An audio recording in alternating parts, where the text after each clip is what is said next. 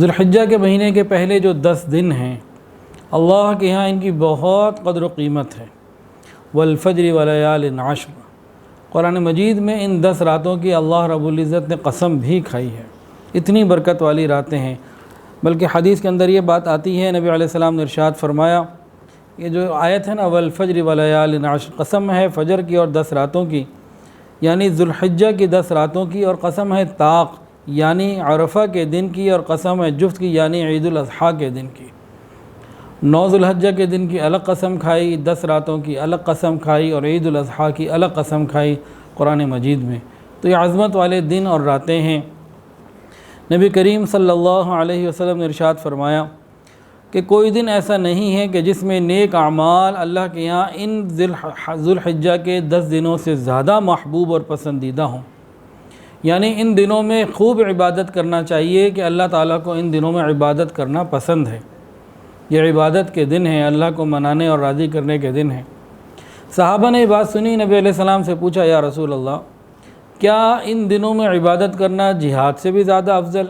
فرمایا کہ ہاں، جہاد سے بھی زیادہ افضل ہیں، مگر وہ مجاہد جو اپنے جان مال سواری کے ساتھ نکلا اور کچھ بھی واپس نہ آیا، سب اللہ کے راستے میں قبول ہو گیا، خود شہید ہو گیا، تو وہ شخص تو ضرور بڑھ جائے گا، ورنہ یہ ذکر اور یہ اللہ کی یاد کے دن، عبادت کے دن اللہ کو بہت بہت بہت محبوب ہیں۔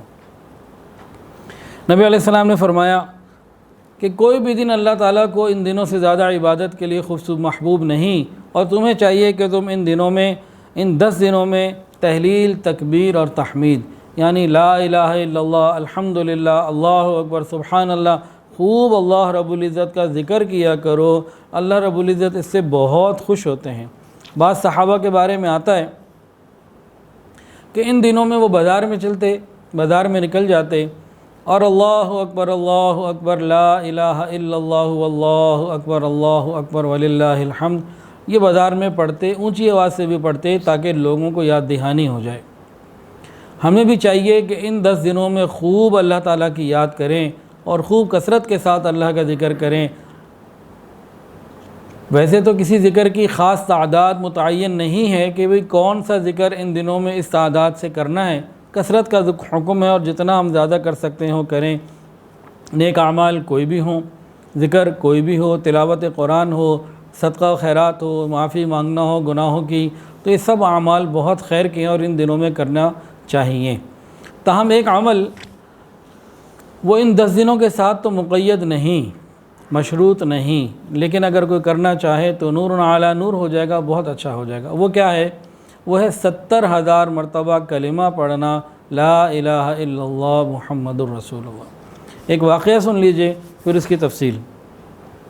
فضائل اعمال میں حضرت شیخ الحدیث مولانا زکریا رحمۃ اللہ علیہ نے یہ واقعہ لکھا ہے کہ ایک بزرگ تھے شیخ ابو یزید قرطبی رحمۃ اللہ علیہ، شیخ ابو یزید قرطبی رحمۃ اللہ علیہ، وہ فرماتے ہیں کہ انہیں یہ خبر پہنچی کہ جو شخص 70,000 مرتبہ کلمہ کا نصاب اپنے لیے رکھ لے گا، اللہ اس کی مغفرت فرما دیں گے، یا کسی کو ایصال ثواب کر دے گا 70,000 کا پورا گلدستہ، تو اس کی مغفرت ہو جائے گی۔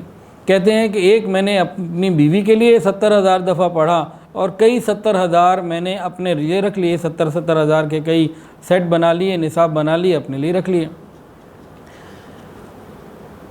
آگے لکھتے ہیں کہ شیخ ابو یزید قرطبی فرماتے ہیں کہ ہمارے علاقے میں ایک نوجوان تھا، لوگ اس کو صاحب کشف مانتے تھے، مجھے تردد تھا، معلوم نہیں ہے بھی کہ نہیں، لوگ ویسے ہی تو نہیں کہہ دیتے۔ کہتے ہیں ایک مرتبہ وہ نوجوان میرے قریب تھا، اچانک چیخا، میں نے پوچھا بھتیجے کیا ہوا؟ کہنے لگا قبر میں میری ماں کو عذاب دیا جا رہا ہے۔ تو جیسے اس کی میں نے یہ بات سنی تو دل ہی دل میں نے اللہ تعالیٰ سے کہا، یا اللہ، وہ جو اپنے لیے میں نے کئی 70,000 کے بنا کے رکھے ہوئے تھے، تو ان میں سے ایک 70,000 میں اس کی والدہ کو، اس کی ماں کو ہدیہ کرتا ہوں، ایصال ثواب کرتا ہوں، اللہ قبول فرما لیجیے۔ کچھ ہی دیر گزری تھی کہ فوراً ہی وہ نوجوان خوش ہو گیا۔ میں نے پوچھا بیٹا بھتیجے کیا ہوا، اب خوش کیوں ہو گئے؟ وہ کہنے لگا کہ چچا جان، اللہ نے آسانی کر دی، اب میری ماں کی قبر میں اب عذاب نہیں، اب جنت کی رحمتیں آ گئی۔ شیخ ابو یزید قرطبی رحمۃ اللہ علیہ فرماتے ہیں کہ مجھے اس سارے واقعے سے 2 باتیں معلوم ہوئیں۔ ایک تو 70,000 مرتبہ کلمہ پڑھنا، ایصال ثواب کرنا، اس کی برکت۔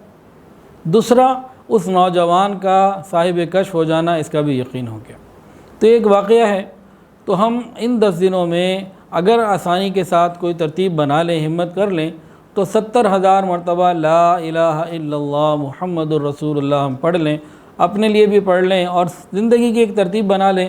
70,000 کے کئی ہم سیٹ بنا کے رکھیں، گلدستے بنا کے رکھیں، اور اپنے والدین کے لیے اور مختلف عزیز و اقارب کے لیے ہم کوشش کریں، انشاءاللہ اللہ خیر کر دیں گے۔ یہ دن تو ہیں ہی ذکر کے، تو اس میں تو ہم کثرت کے ساتھ ذکر کریں۔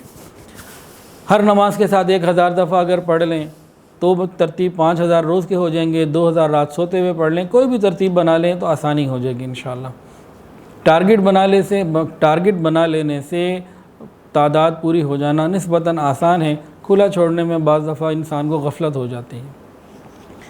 اچھا، لا الہ الا اللہ محمد الرسول اللہ پورا پڑھ لیں تب بھی بہت اچھا، لیکن اگر کوئی پورا نہ پڑھنا چاہے، اس طرح سے پڑھنا چاہے تو بھی ٹھیک ہے۔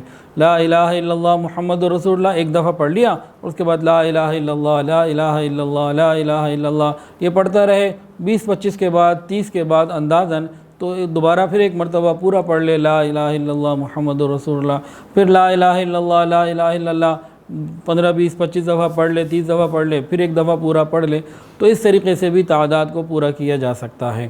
تو بہرحال 70,000 مرتبہ لا الہ الا اللہ محمد رسول اللہ یہ پڑھ کے ایصال ثواب کرنا، اپنے لیے ذخیرہ بنانا، یہ فضائل اعمال میں شیخ الحدیث مولانا زکریہ رحمۃ اللہ نے لکھا۔ ہمیں چاہیے کہ ان مبارک دنوں میں ذرا دنیا کے تعلقات کو کم کر کے اللہ کے ساتھ تعلقات کو بڑھایا جائے، اللہ کی یاد میں رہا جائے، کوشش کی جائے کہ اللہ تعالیٰ کے ساتھ ہمارا تعلق بڑھے۔ ان 10 دنوں میں ایک اور مبارک عمل حدیث کے اندر آتا ہے کہ جب تم ذوالحجہ کا چاند دیکھ لو اور تم میں سے کسی کا قربانی کرنے کا ارادہ ہو تو اپنے بال اور ناخن نہ کاٹے جب تک کہ قربانی نہ ہو جائے۔ یہ ایک مستحب عمل ہے، اگر کوئی یہ کرے گا تو بہت بڑی فضیلت اس کو حاصل ہوگی۔ جنہوں نے قربانی کرنی ہے وہ یہ کریں، بہت فضیلت ہے۔ اگر جس کی قربانی نہیں بھی ہے، کوئی غریب آدمی ہے، وہ بھی اگر یہ کرنا چاہے تو کر سکتا ہے۔ اس کے اندر ایک مشابہت بھی ہے۔ نبی کریم صلی اللہ علیہ وسلم نے ایک حدیث میں فرمایا من تشبہ بقوم فہو منہم، جو جس کے ساتھ مشابہت اختیار کرتا ہے قیامت کے دن اسی کے ساتھ ہو۔ حجاج کے ساتھ مشابہت اس مہینے میں 3 طرح سے ہمیں مل سکتی ہے، ہم کوشش کریں۔ سب سے پہلی مشابہت تو یہ ہے کہ جب حج کرنے والا حج کا احرام باندھ لیتا ہے تو لبیک اللہم لبیک لبیک لا شریک لک لبیک ان الحمد والنعمت لک والملک لا شریک لک، کثرت کے ساتھ اس کو پڑھتا رہتا ہے۔ اللہ کو محبوب بھی ہے اور حاجی کے لیے، احرام والے کے لیے حکم بھی ہے۔ تو جو حج کرنے جا رہے ہیں وہ تو یہ پڑھیں گے، لیکن جو پوری دنیا میں دوسرے مسلمان حج کرنے نہیں جا رہے ان کو یہ فرمایا کہ تم اپنے اپنے مقام پہ جہاں کہیں ہو کثرت سے پڑھتے رہو اللہ اکبر لا الہ الا اللہ واللہ اکبر وللہ الحمد، کثرت سے پڑھتے رہو۔ اور 9 ذی الحجہ کی صبح سے لے کے 13 ذی الحجہ کی عصر تک 23 نمازوں میں تو یہ پڑھنا واجب ہے۔ تو یہ ایک مشابہت ہے حجاج کے ساتھ۔ حجاج کے ساتھ ایک اور مشابہت وہ کیا ہے کہ جب بھی حج کرنے والا احرام باندھ لیتا ہے تو اس کا احرام کب کھلتا ہے؟ جب وہ قربانی کا واجب ادا کر لے، تو ان کے لیے تو یہ حکم ہے۔ لیکن جو لوگ دنیا کے باقی مسلمان حج کے لیے نہیں جا پا رہے، اپنے ہی علاقوں میں رہ کے وہ قربانی کر رہے ہیں، تو ان کو بھی نبی علیہ السلام نے حکم دے دیا کہ اچھا تمہارا قربانی کا ارادہ ہے، تم بھی حجاج کے ساتھ مشابہت اختیار کر لو۔ یکم ذوالحجہ سے پہلے اپنے بال ناخن وغیرہ صاف کر لو، کاٹ لو، اس کے بعد جب قربانی ہو جائے اس کے بعد کر لینا۔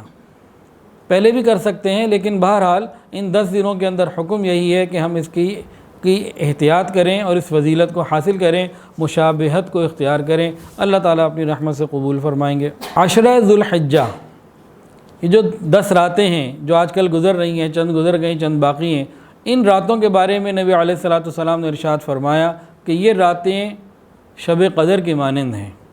رمضان کے پورے مہینے میں ایک شب قدر کی رات آتی ہے اور وہ بھی تلاش کرنی ہوتی ہے، معلوم نہیں ہوتا کون سی ہے۔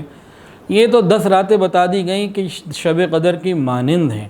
اور معلوم بھی ہیں، ہمیں تعین بھی کر دیا گیا، تو ان راتوں کو تم خوب عبادت کریں اور دعاؤں کے اندر لگیں۔ کم از کم اتنا ہی کر لیں کہ فجر اور عشاء جماعت کے ساتھ ہو اور رات کو اللہ کی کوئی نافرمانی اور گناہ نہ ہو۔ اور یہ دن ایسے ہیں کہ ان دنوں میں کیے ہوئے اعمال اللہ کو بہت قبول ہیں، محبوب ہیں، اور ان دنوں میں روزہ رکھنا، ایک دن کا روزہ ایک سال کے گناہوں کی، ایک دن کا روزہ ایک سال کے روزوں کے برابر ثواب، ایک دن کا روزہ رکھیں ایک سال کے روزوں کا ثواب۔ یکم ذو الحجہ سے لے کر 8 ذو الحجہ تک یہی ترتیب ہے، ہر روزے کا ثواب ایک سال کے روزے کی مانند ہے۔ نفلی روزے ہیں، اگر کوئی 8 رکھ لے، کوئی 2 رکھ لے، 3 رکھ لے، 1 رکھ لے، اپنی سہولت کے ساتھ جو جتنا رکھ سکے اچھی بات ہے۔ اگر کسی کے قضا روزے باقی ہوں تو بہتر یہ ہے کہ وہ قضا روزوں کو ہی پورا کرے، نفل روزے نہ رکھے، پہلے قضا رکھ لے۔ لیکن اگر کوئی بندہ جس کے قضا روزے بھی باقی ہیں اور وہ نفل بھی رکھ لیتا ہے، ہو تو جائیں گے، لیکن موت کا کوئی معلوم نہیں کب آ جائے، اس لیے قضا روزے کی فکر کرنا یہ زیادہ بہتر ہے، اس کی فکر زیادہ ہونی چاہیے۔ جیسے عام طور سے مستورات کا معاملہ رہتا ہے، کچھ نہ کچھ قضا روزے جو ہیں نا وہ لکھے رہتے ہیں، کھاتے میں ہوتے ہیں، وہ چاہیے کہ پہلے وہ پوری کریں۔ ویڈیو کے نیچے سبسکرائب کے بٹن پہ کلک کریں، بیل کے آئیکن پہ کلک کیجئے تاکہ ہر نئی ویڈیو کی نوٹیفیکیشن آپ کو مل جائے۔